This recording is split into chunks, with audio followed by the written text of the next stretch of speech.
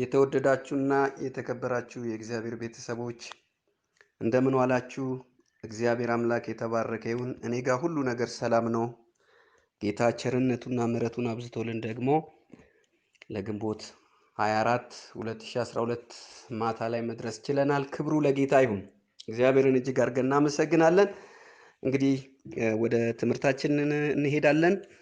እንደተለመደው ትምህርታችንን ከመጀመራችን በፊት አጭር ጸሎት በእግዚአብሔር ፊት እናደርጋለን። እጅግ የተወደድክና የተከበርክ አምላካችን እግዚአብሔር ሆይ በጌታ በኢየሱስ ክርስቶስ ስም እናመሰግንሃለን።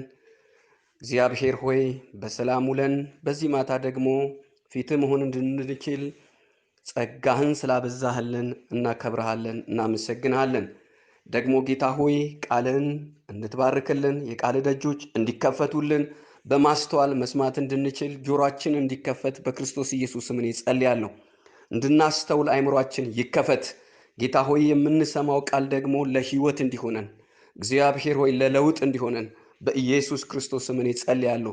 የሰሙት ቃል ከሰሚዎች ጋር በእምነት እንዲዋሃድ በኢየሱስ ስም ጸለይኩ። ይህንንም ስለምታደርግ አመሰግንሃለሁ።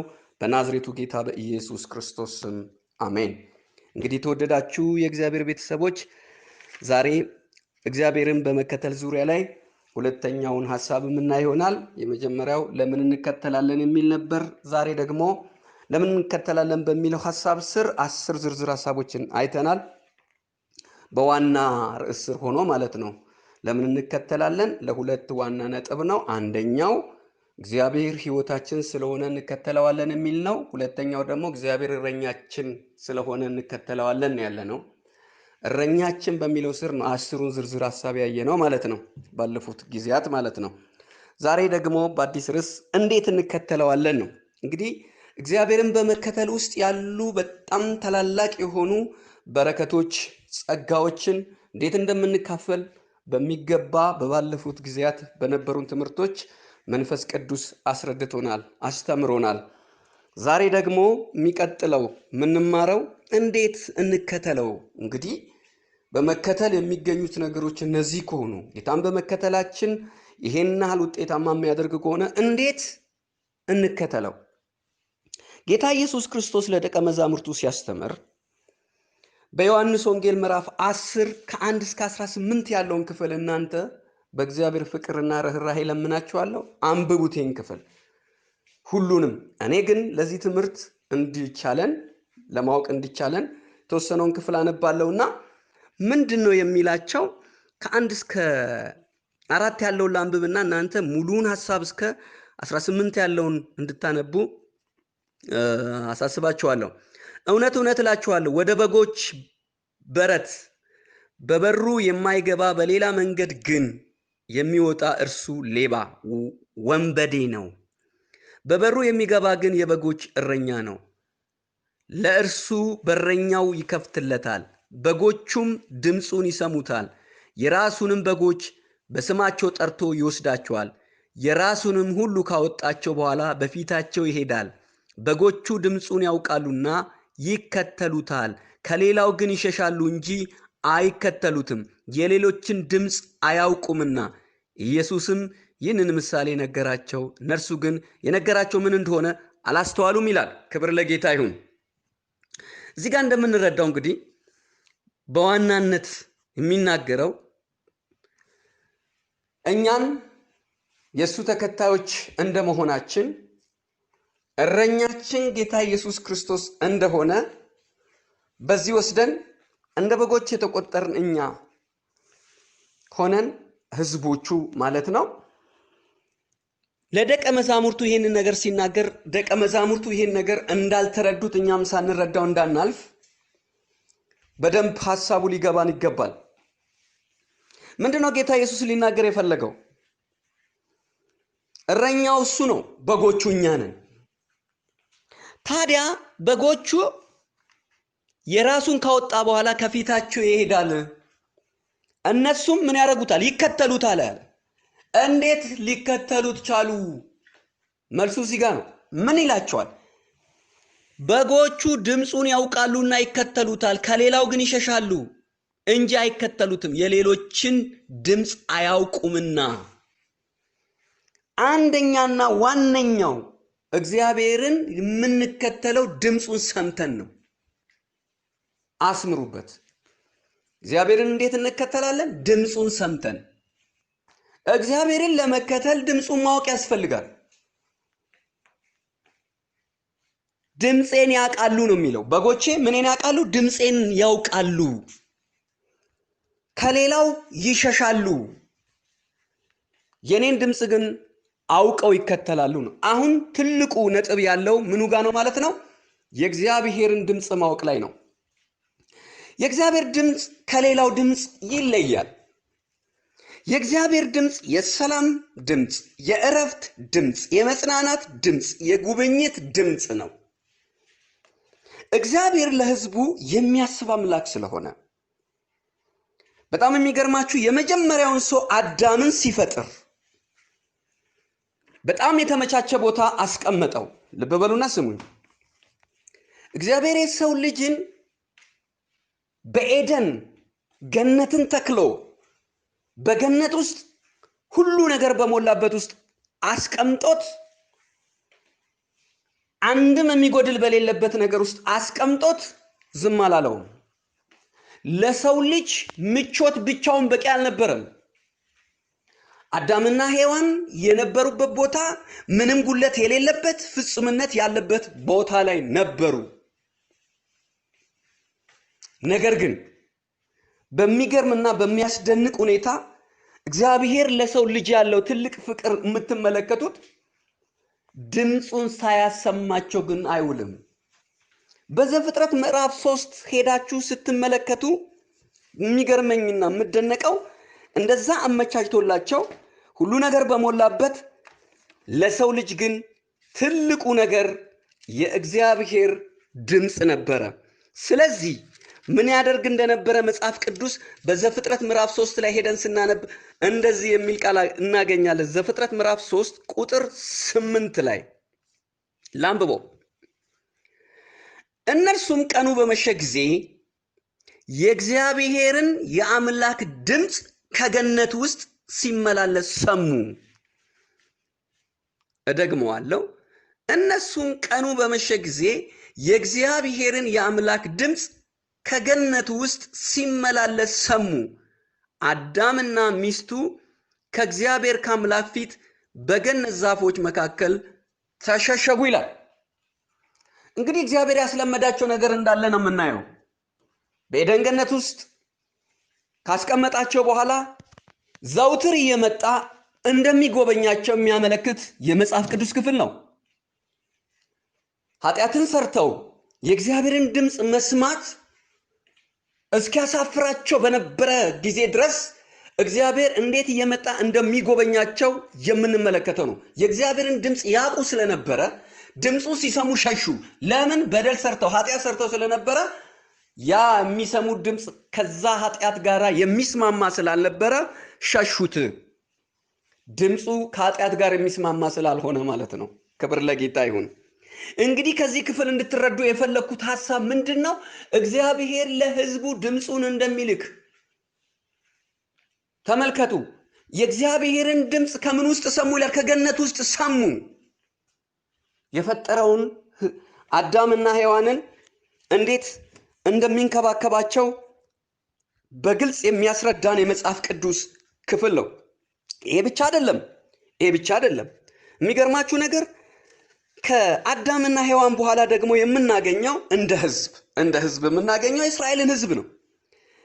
የእስራኤልም ህዝብ እግዚአብሔር ብዙ ጊዜ በድምጽ ይናገራቸው እንደነበረ መጽሐፍ ቅዱስ በሚገባ ያስረዳናል።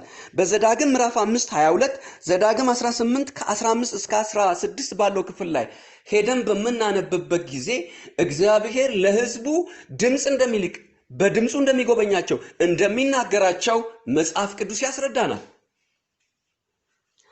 የዘዳግም ምዕራፍ 5 ቁጥር 22 ያለውን ሐሳብ ባነብላችሁ ደስ ይለኛል። በዘፍጥረት ምዕራፍ 5 ቁጥር 22 ያለውን ሐሳብ ላንብብላችሁ። እግዚአብሔርም በተራራው ላይ በእሳትና በደመናው በጨለማውም ውስጥ ሆኖ በታላቅ ድምጽ እነዚህን ቃሎች ለጉባኤያችሁ ሁሉ ተናገረ። ሃሌሉያ! እግዚአብሔር ለሕዝቡ ድምፁን የማይከለክል ቃሉን የማይከለክል አምላክ ነው። ስለዚህ እግዚአብሔር ለሕዝቡ ድምፁን የሚልክ ሕዝቡን የሚጎበኝ አምላክ ነው። እነኚህ እስራኤላውያን እግዚአብሔርን የሚከተሉ በምድረ በዳ እግዚአብሔርን በመከተል የወጡ ሕዝቦች ናቸውና እግዚአብሔር ለሚከተሉት ሁል ጊዜ ድምፁን ያሰማል። እውነት እግዚአብሔርን የምንከተል ከሆነ ድምፁን ልናቅ ይገባል። የማናውቀውን መከተል አንችልምና ስለዚህ ለመከተል ድምፁን ማወቅ አለብን። እስራኤልም ድምፁን ያውቃል። አዳምና ሔዋንም ድምፁን ያውቃሉ። ጌታ ኢየሱስ ክርስቶስም ለደቀ መዛሙርቱ ሲያስተምር ይሄንን ነው የነገራቸው። ትልቁ ዋና ነጥብ አሁን ምን አይተን ነው ጌታን እየተከተልን ያለነው? ምኑን ሰምተን ነው? ክብር ለጌታ ይሁን። እርግጠኛ ሆኜ እነግራቸዋለሁ። እግዚአብሔርን የምንከተለው ጌታን የምንከተለው ከሆነ ድምፁ አይጠፋብንም። ክብር ለጌታ ይሁን። ዘዳግም 18:15-16 ሄዳችሁ በምትመለከቱበት ጊዜ እንዲሁ ነው የሚነግረው። በኮሬብ እግዚአብሔር ሕዝቡን ጠርቶ እንዴት ይናገራቸው እንደነበር ሰብስቦ እንዴት ይናገራቸው እንደነበረ በኮሬብ ተራራ ላይ ስለዚህ ሐሳብ ነበር የሚናገረው። ታዲያ በዘመናችን ብዙ የሚሰሙ ድምጾች አሉ። የእግዚአብሔር የሆነውና ያልሆነውን መለየት ግን ያስፈልጋል። የእግዚአብሔር ድምጽ ይለያል። የእግዚአብሔር ድምጽ ይለያል። ግን ብዙ ሊያመሳስሉ የሚፈልጉ አካላት እንዳሉ መጽሐፍ ቅዱስ ይነግረናል። ከእግዚአብሔር ድምጽ ጋር ለመመሳሰል የሚፈልጉ ለምን ሲባል እንድንከተላቸው ለኛ አስበው ሳይሆን እኛ እንድናስብላቸው። ልዩነቱ እዚህ ጋር ነው። እግዚአብሔር ለሚከተሉት ያስባል። የሌሎች ደግሞ እንድንከተላቸው የሚፈልጉት እንድናስብላቸው ከኛ ለመጠቀም።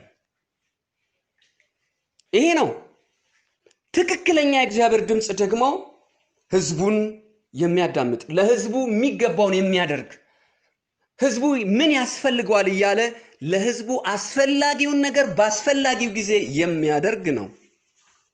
ክብር ለጌታ ለኢየሱስ ክርስቶስ ለዘላለም ይሁን።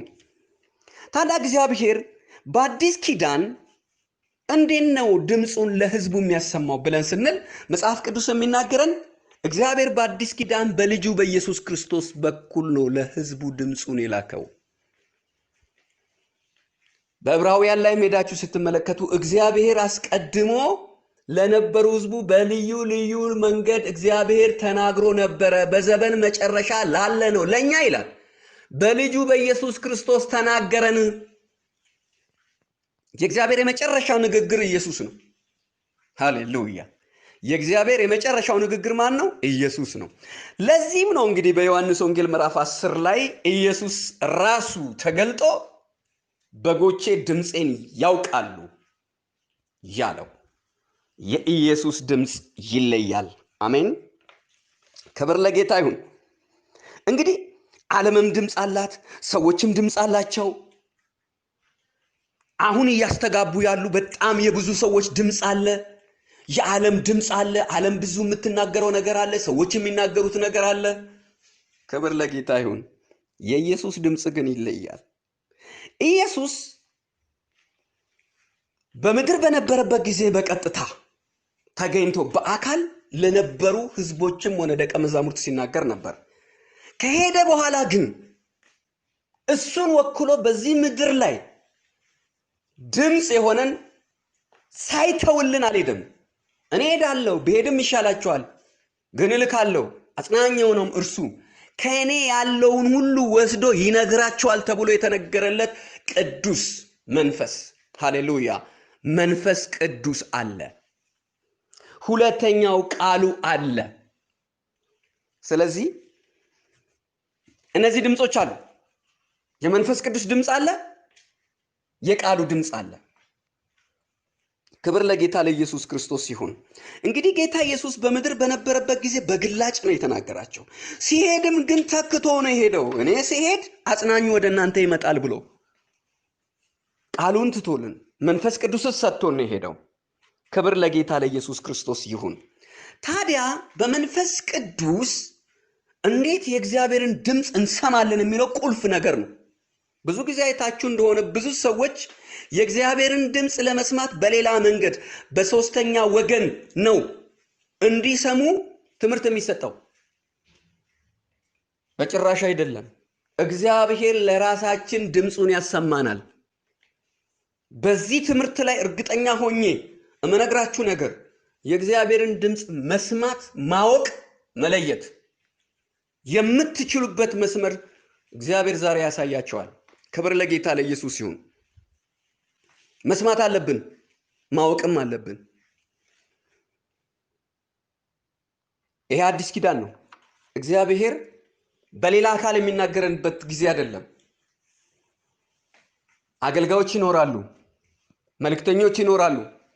ማንም የሚናገረው ድምፅ ግን ማንም የሚናገረው ቃል ግን የሚለይ ነው። ይሄም በመንፈስ ቅዱስ የእግዚአብሔር ድምፅ በቃሉ የእግዚአብሔር ድምፅ የተገለጠ ስለሆነ ክብር ለጌታ ለኢየሱስ ይሁን። እንግዲህ በአንደኛ ቆሮንቶስ ምዕራፍ 14 ቁጥር 2 ላይ ሐዋርያው ጳውሎስ በቆሮንቶስ ላሉ ቅዱሳን የተናገረውን ነገር ልብ ብላችሁ አስተውሉ።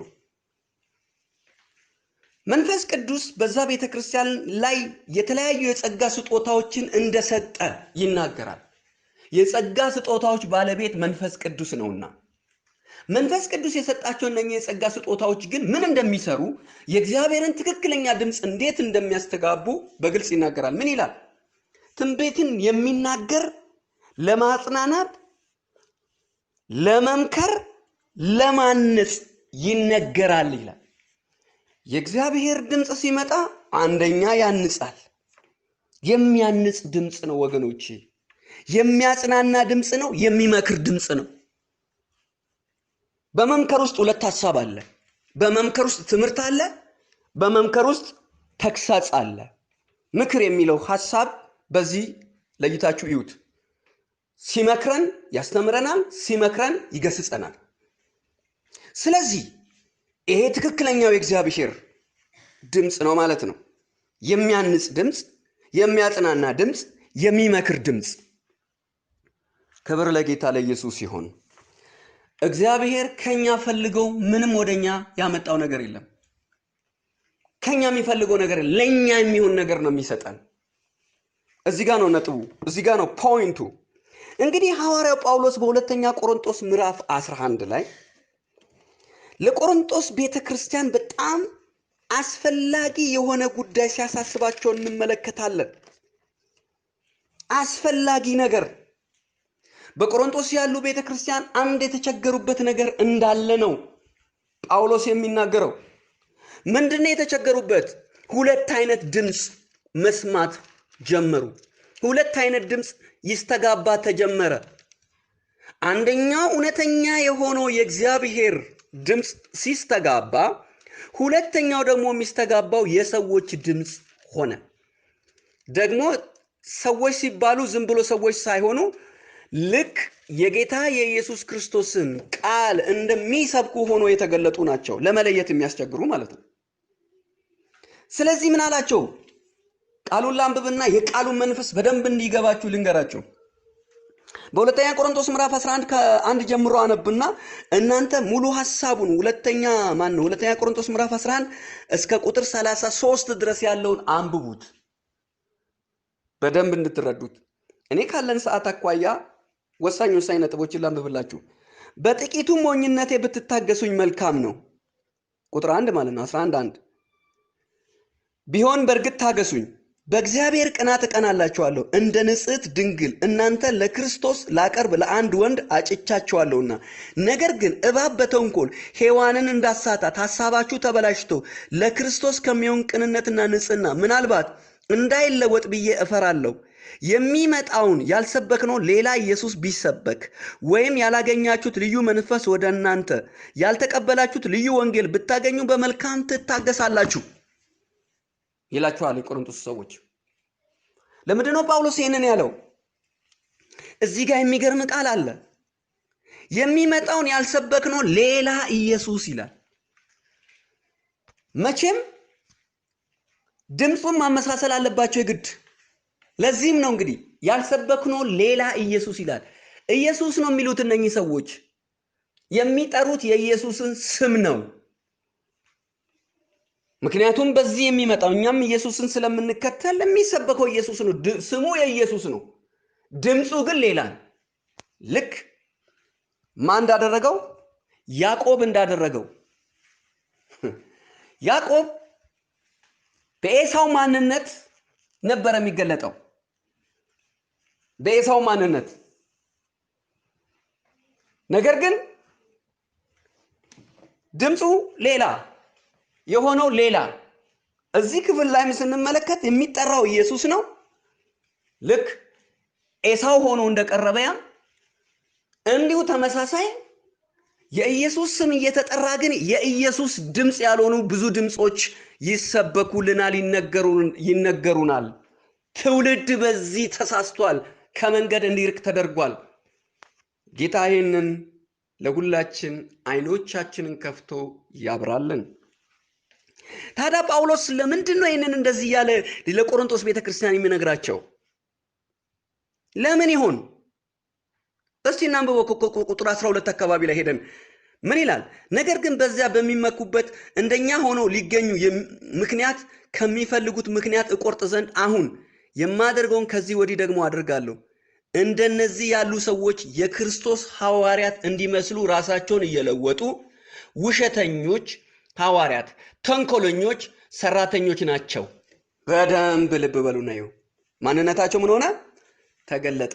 እነኚህ ድምፅ የሚያሰሙ ድምፃቸው የተለየ ግን የሚናገሩት ኢየሱስ፣ የሚሰብኩት ኢየሱስ ግን ተግባሩና ስራው የኢየሱስ ያልሆነ ትልቁ ነጥብ እዚህ ጋር ነው ማለት ነው።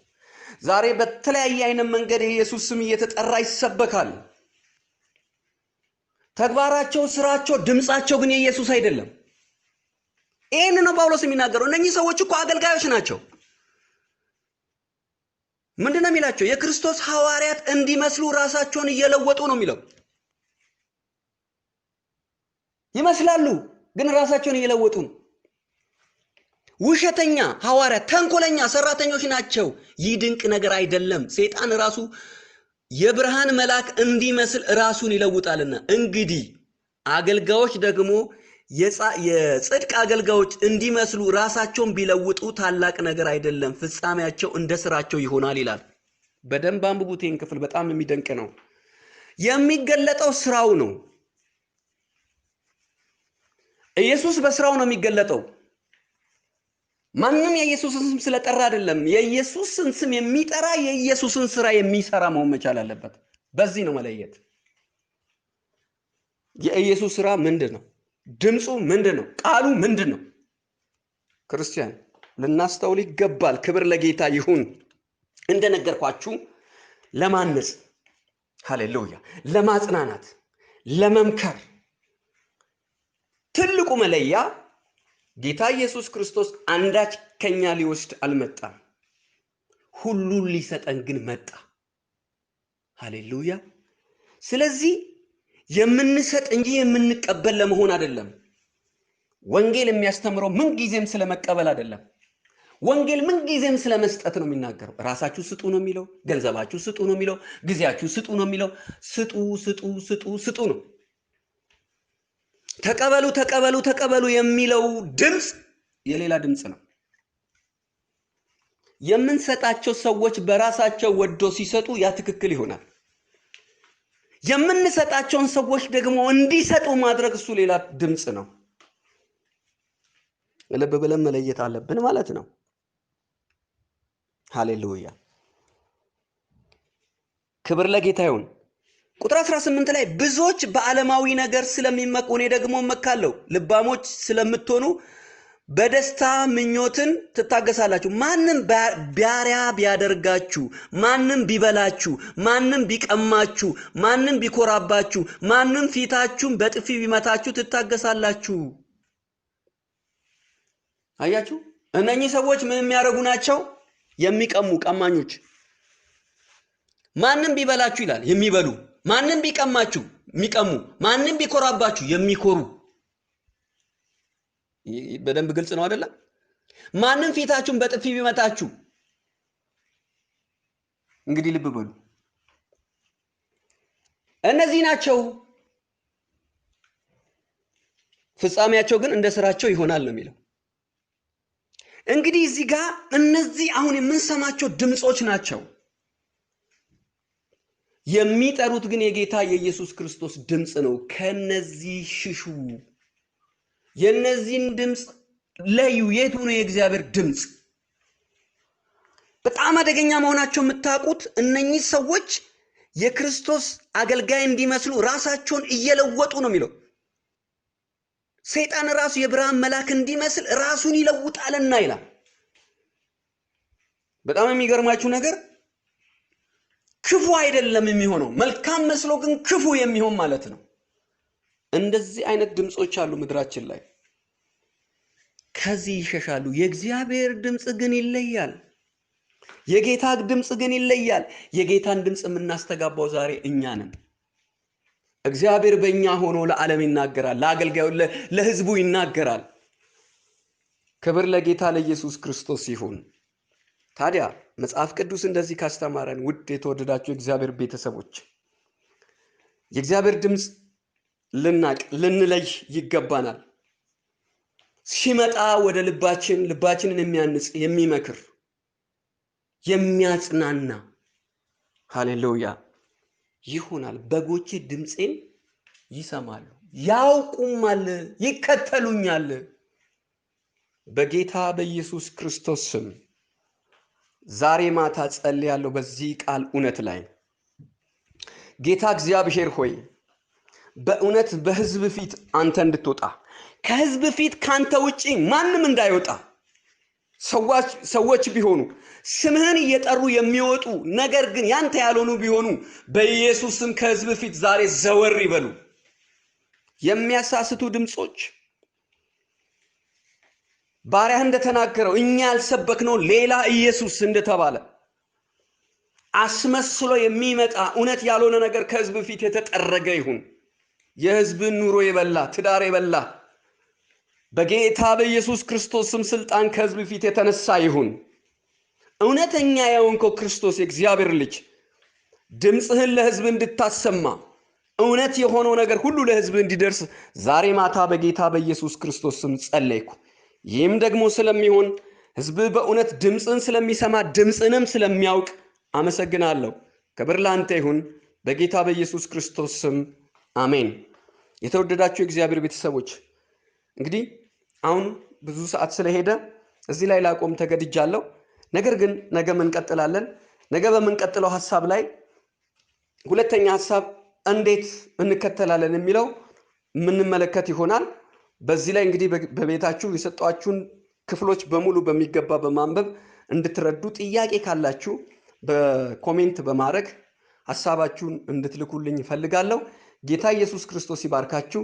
ነገ በማለዳ ባለን የጸሎት ፕሮግራም እስክንገናኝ ድረስ የእግዚአብሔር ጸጋና ቸርነት ምሕረት ከእናንተ ጋር ይሁን። ተባረኩ። ወዳችኋለሁ። ሰላም እደሩ።